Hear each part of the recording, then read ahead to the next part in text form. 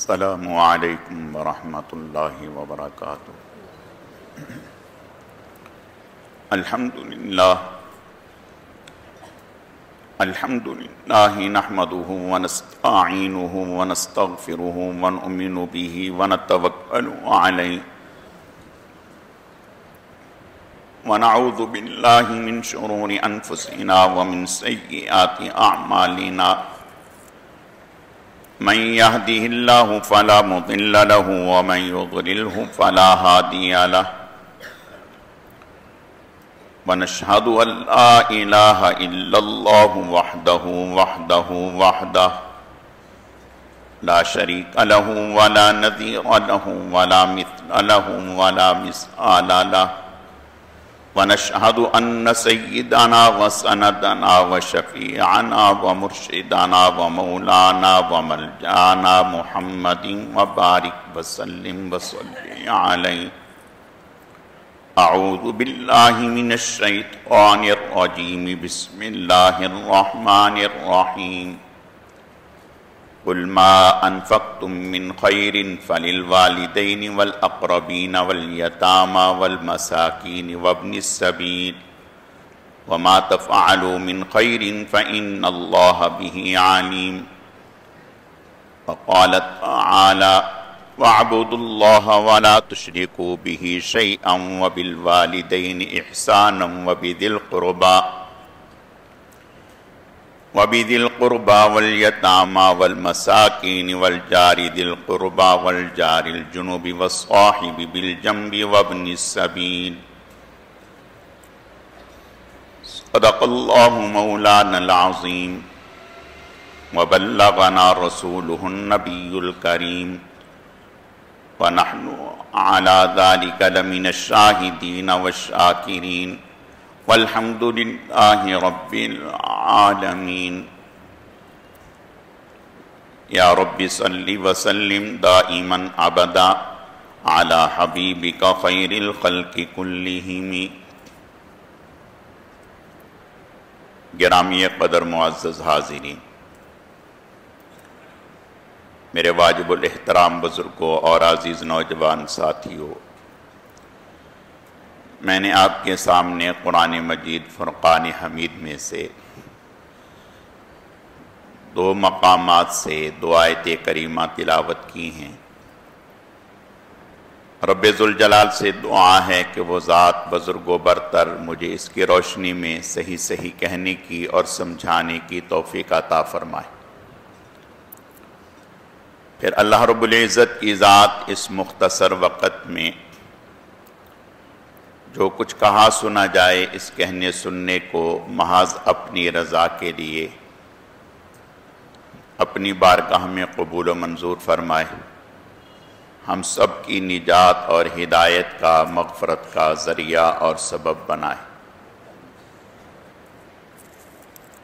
میری آج کی مختصر گزارشات کا موضوع اور عنوان اسلام میں حقوق کا جامع تصور، یہ عنوان ہے۔ اسی سے متعلق چند باتیں عرض کرنی ہیں۔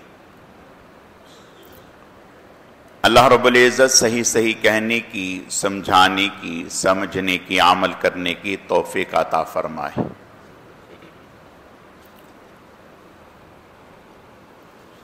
دنیا میں جہاں بھی فسادات یا جھگڑے، اختلافات ہوتے ہیں تو اس کے پیچھے اگر غور کر کے دیکھا جائے تو حقوق کے اوپر ہی جھگڑے اور اختلافات ہوتے ہیں۔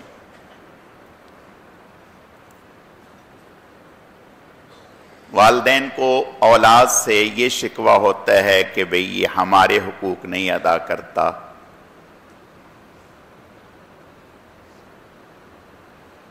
بیوی کو شوہر سے یہ شکوہ ہوتا ہے کہ بھئی یہ میرے حقوق ادا نہیں کرتا۔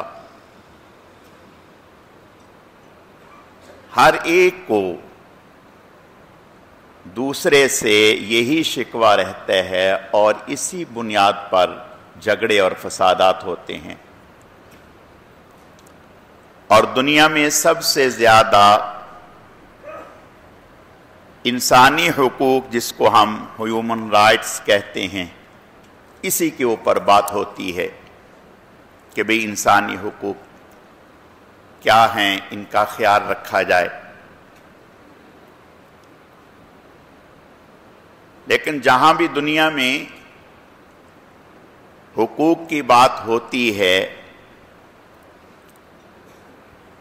تو وہاں صرف انسانی حقوق کی ہی بات ہوتی ہے،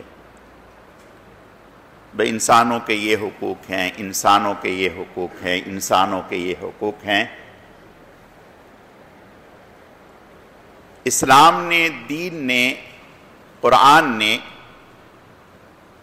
جب حقوق کی بات کی تو سب سے پہلے ساتھ رہنے والے، بیٹھنے والے، چلنے والے ان کے نہیں، سب سے پہلے پیدا کرنے والے کے حقوق بتلائے۔ سب سے پہلے وَاعْبُدُوا اللَّهَ وَلَا تُشْرِكُوا بِهِ شَيْئًا۔ یہ عام لوگوں میں اور اسلام میں فرق ہے کہ اسلام نے سب سے پہلے اللہ کے حقوق بتلائے۔ حضرت عمر بن خطاب رضی اللہ تعالیٰ یہی بات فرمایا کرتے تھے کہ جو اللہ کا حق ادا نہیں کرتا تو وہ بندے کا حق کیسے ادا کرے گا؟ تو دین نے سب سے پہلے اللہ کے حق بتلائے، پھر اس کے بعد اسلام نے ہر ایک کے حقوق بیان کیے۔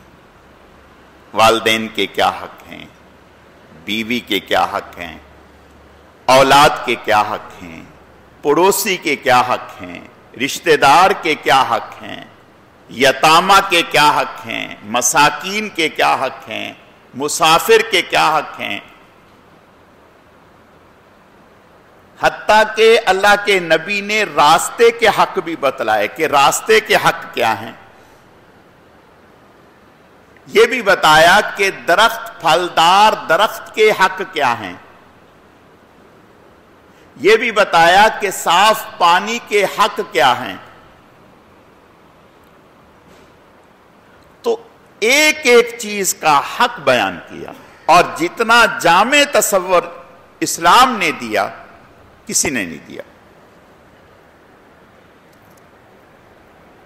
حدیث شریف میں آتا ہے کہ آپ صلی اللہ علیہ وسلم جہاد کے لیے تشریف لے جا رہے تھے، ایک جگہ پڑاؤ ڈالا تو صحابہ کرام رضوان اللہ علیہم اجمعین نے جلدی میں راستے پر ہی پڑاؤ ڈال دیا، یعنی راستہ نہیں چھوڑا۔ ہونا تو یہ چاہیے تھا کہ بھی راستہ چھوڑ کر دائیں بائیں خیمے لگائے جاتے، تو راستے پہ آپ نے ارشاد فرمایا اعلان کر دو کہ جنہوں نے راستہ روکا ان کا کوئی جہاد نہیں، راستہ چھوڑ دو۔ ایک صحابی نے کہا کہ یا رسول اللہ، ہم راستے میں عام حالات میں، سفر میں نہیں، عام حالات میں راستے میں بیٹھتے ہیں۔ آپ نے فرمایا کہ اگر راستے میں بیٹھنا لازمی ہی ہو تو پھر راستے کا حق چھوڑو، دو، راستے کا حق دو۔ یا رسول اللہ، راستے کا بھی حق ہوتا ہے؟ فرمایا ہاں، راستے کا بھی حق ہوتا ہے کہ گزرنے والے کو تکلیف نہ ہو، نگاہ نیچے رکھو، نگاہ نیچے رکھو تاکہ کسی بھی گزرنے والے کو تمہاری نگاہوں سے تکلیف نہ پہنچے۔ راستہ گندا نہ کرو، آلودہ نہ کرو۔ پھلدار درخت کے نیچے پیشاب نہ کرو۔ آپ صلی اللہ علیہ وسلم پھلدار درخت کو کاٹو نہیں بغیر کسی وجہ کے۔ جہاد کے لیے صحابہ کرام جا رہے، آپ منع فرماتے کہ کھیتیوں کو مت جلانا، پھلدار درختوں کو مت کاٹنا۔ بہت ہی زیادہ ضرورت پیش آ جائے ایسی کہ دشمن نے ان کو آڑ بنایا ہوا ہے، اور ان کے پیچھے دشمن چھپا ہوا ہے تو پھر مجبوری میں اگر ان کو جلانا پڑے تو ٹھیک ہے، ورنہ فرمایا مت جلاؤ۔ اور یہ بتایا کہ اگر کوئی پھلدار درخت لگاتا ہے، اس سے کسی پرندے نے کھایا تو فرمایا یہ لگانے والے کے لیے صدقہ ہو گیا، جتنے پرندے اس سے کھاتے رہیں گے اس کو صدقے کا اجر و ثواب ملتا رہے گا۔ پانی ہے، اس کا حق بیان کیا کہ پانی میں پیشاب نہ کریں، پانی کو گندا نہ کریں۔ جانور کے حق بیان کیے۔ تو جتنا حق اسلام نے بیان کیا، حقوق، اتنے حقوق کسی اور نے نہیں بیان کیے ہوں۔ اور آپ صلی اللہ علیہ وسلم نے فرمایا کہ قیامت کے دن 3 دفتر ہوں گے، 3 دفتر ہوں گے۔ ایک دفتر کے بارے میں اللہ کہیں گے ہمیں اس کی کوئی پرواہ نہیں، اللہ کہیں گے ہمیں اس کی کوئی پرواہ نہیں، اور یہ وہ دفتر ہوگا جس میں ایمان والوں کی اعمال لکھے ہوں گے کہ بھی اس نے نماز نہیں پڑھی، اس نے جھوٹ بول دیا، اس نے روزہ نہیں رکھا، یہ چیزیں ہوں۔ اور ایک وہ دفتر وہ ہوگا جس کے بارے میں اللہ فرمائیں گے کہ ہم ان کی بخشش نہیں کریں گے، یہ وہ دفتر ہوگا جس میں کفر لکھا ہوگا، کافروں کے حالات لکھے ہوں گے، شرک لکھا ہوگا۔ اللہ فرمائیں گے ہم اس کو بالکل معاف نہیں کریں گے۔ اور ایک دفتر وہ ہوگا جس کے بارے میں اللہ فرمائیں گے ہم ضرور ایسا کریں گے، بدلہ دلوائیں گے، اور وہ دفتر وہ ہوگا جس میں حقوق العباد ہوں گے۔ یعنی ایک آدمی آیا، پہلے ایمان کی بات، ایمان ہے جی، اب آ جاؤ بھائی نماز کی بات، نماز پڑھی تھی جی، دیکھو بھائی نماز دیکھو، روزہ دیکھو، حج دیکھو، فرائض دیکھو، واجبات دیکھو۔ اب آ جائیں حقوق العباد کی طرف۔ سودا کتنا دیا تھا، کیسا دیا تھا، پورا دیا تھا، کم دیا تھا؟ یعنی گاہک کے حقوق ہیں اسلام نے بتائے ہیں، تولنے کے حقوق اسلام نے بتائے ہیں، تولنا کیسے ہے،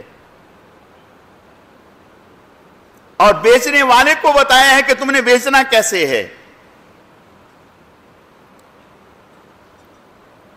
تو بھائی نوکری کیسے کی تھی، ملازمت کیسے کی تھی، پیسے کیسے دیے تھے، کھرے دیے تھے، کھوٹے دیے تھے، ایک ایک بات، ایک ایک حق۔ اور جس جانور کو رکھے ہیں اس کے بارے میں سوال ہوگا۔ حدیث شریف میں آتا ہے کہ ایک شخص بیل پر بیٹھ کے جا رہا تھا، بیل پر بیٹھ کر جا رہا تھا، بخاری شریف کی روایت۔ اللہ نے بیل کو زبان دی، اس بیل نے کہا کہ میں اس سواری کے لیے تو پیدا نہیں کیا۔ اس بیل نے کہا سوار ہونے والے کے لیے کہ میں سواری کے لیے پیدا نہیں کیا گیا، میں تو کھیتی باڑی کے لیے پیدا کیا گیا ہوں۔ یہ تو تم ظلم کر رہے ہو، جس کام کے لیے میں پیدا ہی نہیں کیا گیا وہ کام مجھ سے لے رہے ہو۔ جانور کے حقوق کو بتلایا کہ بھئی جانور کو چارہ پورا دو، اگر کبھی لمبی بات کرنی ہو تو سواری سے نیچے اتر جاؤ۔ تو اللہ اسلام نے کون سی جگہ ایسی ہے جس کے حقوق بیان نہ کیے ہوں؟ کافروں کے حقوق۔ اللہ اکبر۔ حضرت سلمان فارسی رضی اللہ تعالیٰ عنہ،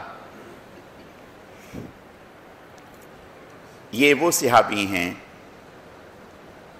جو پہلے مجوسی تھے، آگ کی پرستش کیا کرتے تھے اور بڑے مالدار تھے۔ تو ان کے والد جو ہیں وہ بڑے ذمہ دار تھے، وہ ان کو اس طرح سے گھر میں رکھتے جیسے بچیوں کو رکھا جاتا ہے، باہر نہیں نکلنے دیتے تھے، اور ان کے ذمے گھر میں ایک طرف آگ جلتی رہتی تھی، اس کو بجھنے نہیں دینا، اس آگ کو مستقل جلتے رہنا ہے، گویا وہ الہ تھی۔ تو کہتے ہیں کہ مستقل میں اس آگ کی دیکھ بھال کرتا، اس کو جلائے رکھتا، اس کو بجھنے نہیں دینا۔ یہ تو ابا کے پاس روزانہ بڑا مال آتا، تو ایک دن ابا نے اپنے کام پر مجھے بھیج دیا کہ تم چلے جاؤ۔ کہتے میں بڑا ہو گیا، جب میں گیا تو راستے میں نے دیکھا کہ ایک گرجا مجھے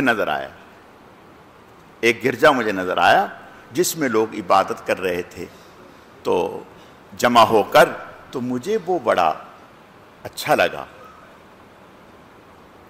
تو میں ان سے بڑا متاثر ہوا، میں اندر چلا گیا۔ تو کہتے ہیں کہ میں صبح سے شام تک وہیں رہا، اور میں ان سے تھوڑے سے حالات معلوم کرتا رہا، پوچھتا رہا، وہ مجھے بتاتے رہے۔ تو گھر آیا، ابا نے پوچھا ہاں بھئی کیسا رہا، کیا کیا کام کروایا، کیا کیا کیا؟ کہ میں نے کہا کہ کچھ بھی نہیں کی، میں تو اس طرح سے گرجے میں چلا گیا۔ کہنے لگا ابا نے ماتھا پکڑ لیا، اوہو یہ کیا حرکت کی، تمہیں بھیجا کہاں، تم کہاں چلے گئے؟ اور ابا میرے پریشان ہو گئے کہ لگتا ہے یہ ہاتھ سے گیا۔ ابا نے سختی سے پابندی لگا دی اور مجھے زنجیر لگا دی۔ تو کہتے ہیں کہ میں نے کسی نہ کسی صورت میں پیغام پہنچوایا گرجا میں کہ بھی کوئی شام کو اگر کوئی قافلہ جا رہا ہو تو مجھے اطلاع کرنا۔ تو کہنے لگے کہ ایک قافلہ شام کو جا رہا تھا، میں بڑی مشکل سے اس زنجیر سے نکل کر ان کے پاس پہنچا اور ان سے کہا کہ مجھے شام پہنچاؤ۔ تو شام میں ایک راہب سے ملا، غرض یہ کہ میں مختلف راہبوں سے ملتے 7 راہبوں سے ملا، مختلف لوگ، اور عمر اللہ نے ان کو دی تھی، ایک روایت میں 200 سال آتا ہے، ایک روایت میں 250 سال عمر آتی ہے، خوب لمبی عمر دی۔ ہر ایک سے پوچھتا، تو آخر میں ایک نے مجھے کہا کہ بھی آخری اللہ کے نبی آنے والے ہیں، اگر تمہیں موقع مل جائے تو ان پر ایمان لے آنا، اور وہ فلاں جگہ مکہ میں پیدا ہوں گے اور مدینہ میں ہجرت کر کے پہنچیں گے۔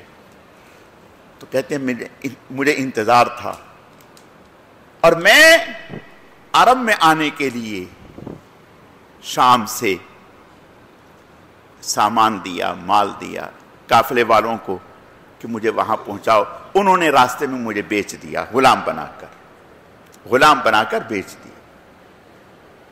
اب کہتی ہیں کہ میں ایک کے پاس، پھر دوسرے کے پاس، پھر تیسرے کے پاس کرتے کرتے مدینہ کے مضافات میں ایک یہودی قبیلے میں پہنچ گیا غلام کی حیثیت سے۔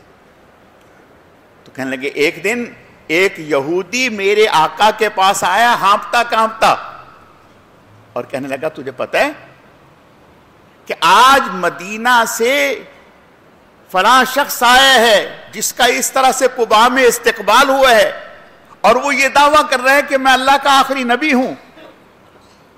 کہتے انہوں نے جب یہ بات کہی، میں اوپر درخت پہ تھا، میرے کان کھڑے ہو گئے، میں جلدی سے نیچے آیا اور میں نے اس سے کہا کیا کہا؟ میرے آقا نے کہا کہ بھئی تجھے ان باتوں سے کیا لگے؟ کہتے میں تو سن چکا تھا، مجھے تو انتظار تھا۔ تو میرے اس آقا نے خوب میری پٹائی کی کہ خبردار اپنے کام میں لگو۔ کہتے کہ میں موقع پا کر حضور علیہ السلام کے پاس چلا گیا اور کچھ کھجوریں لے گیا، اور مجھے اس راہب نے یہ بتا رکھا تھا کہ جو اللہ کے آخری نبی ہوں گے ان کی 3 نشانیوں سے آپ پہچان لو گے کہ وہ اللہ کے آخری نبی ہیں۔ کہتے میں نے کہا وہ 3 نشانیاں کیا ہیں؟ وہ صدقہ نہیں کھائیں گے، وہ ہدیہ کھائیں گے، ان کے کندھے کے پیچھے مہر نبوت ہوگی۔ تو کہتے ہیں کہ میں کھجوریں لے کے گیا، آپ صلی اللہ علیہ وسلم تشریف فرما تھے، تو میں نے کہا پوچھا لوگوں سے، انہوں نے کہا کہ یہی ہیں۔ میں نے کہا کہ یہ کھجوریں ہیں صدقے کی۔ آپ نے صحابہ کرام سے فرمایا کہ بھئی اس کو نوش فرمائیں۔ لوگ کھانے لگے، آپ نے نہیں کھائیں۔ میں دل میں خوش ہو گیا کہ بھئی ایک بات تو پوری ہو گئی۔ اگلے دن 2-4 دن کے بعد پھر آیا، پھر کھجوریں لے کر کے آیا۔ میں نے کہا یہ آپ کے لیے ہدیہ ہے۔ آپ نے خود بھی تناول فرمائی اور احباب کو بھی کھلا دی۔ کہتے ہیں کہ تیسری مرتبہ پھر آیا۔ جب میں تیسری مرتبہ پہ آیا تو آپ صلی اللہ علیہ وسلم جنت البقیع کے پاس تھے اور کچھ احباب بھی ساتھ تھے۔ تو میں بے تابی سے آپ کے دائیں بائیں گھوم رہا تھا، آپ پہچان گئے۔ آپ پہچان گئے تو آپ نے بغیر مجھ سے پوچھے سوال کیے اپنی کمر مبارک سے کپڑا ہٹا دیا۔ میں نے مہر نبوت کو بوسہ دیا، چوما، زیارت کی اور آپ سے کہا مجھے کلمہ پڑھا دے۔ اور پھر میں نے آپ صلی اللہ علیہ وسلم کو اپنی پوری داستان سنائی کہ میں کہاں کہاں کتنا وقت میں نے گزارا۔ پھر آپ نے مجھے حکم فرمایا کہ صحابہ اکرام کو بھی بتاؤ، میں نے انہیں بھی بتایا۔ آپ صلی اللہ علیہ وسلم نے مجھے حضرت ابو دردہ رضی اللہ تعالیٰ عنہ جو صحابی تھے ان کے ساتھ ملا دیا، فرمایا کہ یہ تمہارا بھائی ہے، یہ اور تم اکٹھے رہو گے۔ ہجرت کر کے جب مسلمان مکہ سے مدینہ آتے تو آپ صلی اللہ علیہ وسلم نے یہ نہیں فرمایا کہ الگ سے کوئی خیمہ بستی آباد کر دی، نہیں، یا الگ سے محلہ آباد کر، ایک مہاجر کو ایک انصاری کا بھائی بنا دیا کہ اس کو اپنے ساتھ رکھو، وہ ان کے ساتھ رہتے۔ تو آپ صلی اللہ علیہ وسلم نے حضرت سلمان فارسی رضی اللہ تعالیٰ عنہ کو حضرت ابو دردہ رضی اللہ تعالیٰ عنہ کے حوالے کر دیا کہ ابو دردہ یہ تمہارا بھائی ہے، تمہارے ساتھ رہے گا، ان کا خیال رکھو۔ حضرت ابو دردہ رضی اللہ تعالیٰ عنہ انہیں گھر لے گئے۔ حضرت سلمان فارسی رضی اللہ تعالیٰ عنہ کم و پیش اس وقت عمر 150 سال تھی۔ جب ان کے گھر گئے دیکھا تو حضرت سلمان فارسی فرماتے ہیں کہ بھئی مجھے لگا ہی نہیں یہ گھر ہے، مجھے لگا ہی نہیں یہ گھر ہے، اور ابھی پردے کے احکامات بھی نہیں اترے تھے۔ یعنی جیسے گھر میں سلیقہ، کرینہ، صفائی ستھرائی یہ چیزیں وہ ایسا کچھ بھی نہیں تھا، اور میرے بھائی کی بیوی وہ بھی صاف ستھری نہیں تھی۔ خیر، میں نے کہا ابو دردہ کی بیوی سے کہ بھئی یہ گھر مجھے اس طرح سے لگ رہا ہے کہ جیسے کھنڈر ہوتا ہے، اور انہوں نے کہا کہ تمہارے بھائی ماشاءاللہ نیکی میں بہت مگن رہتے ہیں، تو لہٰذا یا اپنی نیکی میں مصروف رہتے ہیں، ہم اپنے اس میں مصروف رہتے ہیں۔ کہتے میں پوری بات سمجھ گیا۔ آگے کھانے کا ٹائم ہوا، دوپہر کا۔ حضرت ابو دردہ رضی اللہ تعالیٰ نے دسترخوان بچھایا، کھانا لا کے رکھا جو بھی تھا۔ کہتے ہیں میں نے کہا آپ آئیں میرے ساتھ کھائیں؟ کہنے لگے میرا تو روزہ ہے، نفلی روزہ، فرض روزہ نہیں، نفلی روزہ، روزہ ہے میرا۔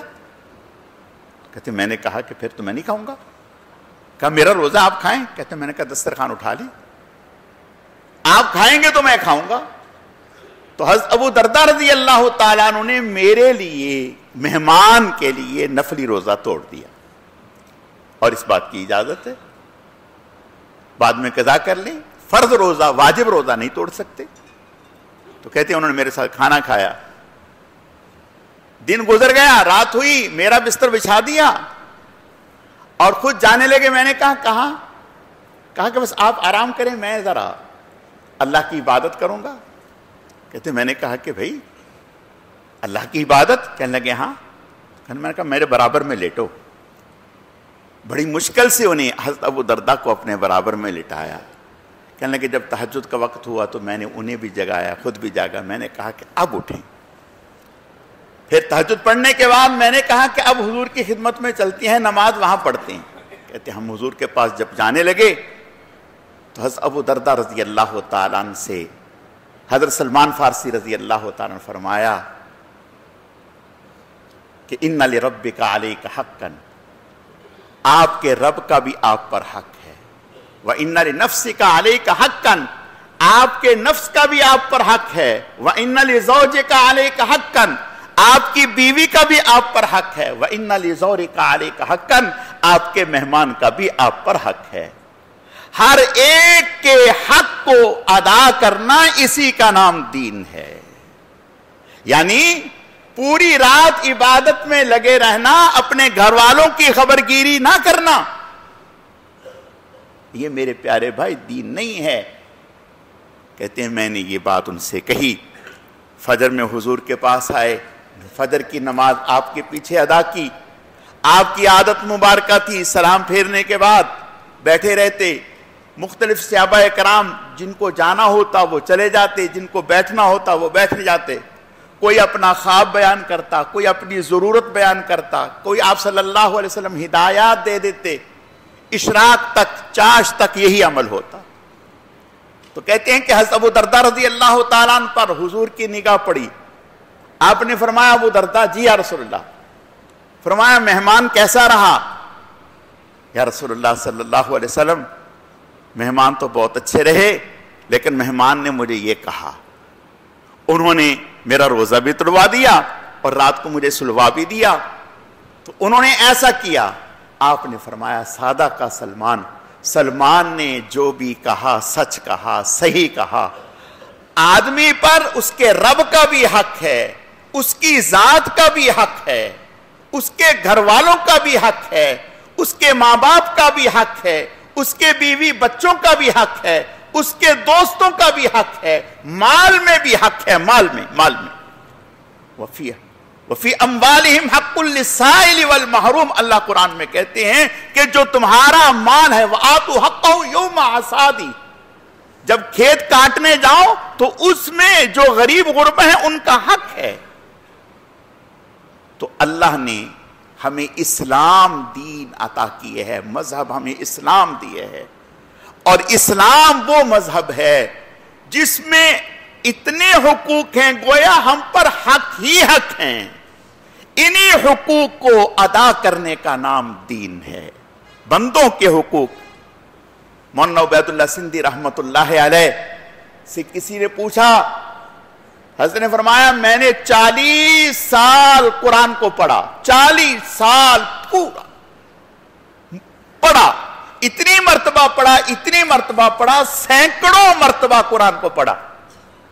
40 سال جو میں نے قرآن کو پڑھا سمجھا، مولانا عبید اللہ سندھی رحمت اللہ علیہ فرماتے ہیں کہ میں نے پورے قرآن کا نچوڑ جو نکالا وہ یہ، اللہ کو عبادت سے، رسول کو اطاعت سے، مخلوق کو خدمت سے راضی کر لو، یہ پورے قرآن کا خلاصہ اور نچوڑ ہے۔ اللہ کو عبادت سے، رسول کو اطاعت سے، مخلوق کو خدمت سے راضی کر لو، یہ پورے اسلام کا نچوڑ ہے۔ اللہ تعالیٰ سمجھنے کی، عمل کرنے کی توفیق عطا فرمائے۔